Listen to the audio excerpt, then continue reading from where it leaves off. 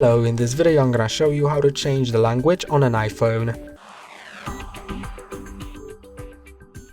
To change the language, go to Settings, then in Settings go to General, then go to Language and Region, and here is the list of your preferred languages. I'm gonna first explain why is there a list. It's a priority list. The first one at the top is always gonna be your iPhone language, so it's gonna be the language of all of the system apps, settings, etc.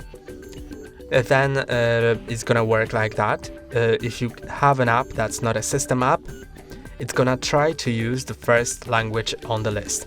If it's not available, then it's gonna try to use the second language on the list. If it's available, it's gonna use it. If not, it's gonna try using the next one on the list until it gets to the language that's available. And if none of your preferred languages are available, then it's gonna use the default one, probably English, but sometimes it's different. And to change your language, you can add language to the list. Let's select Simplified Chinese, and now you can set use Chinese, use the language, or use the previously used language.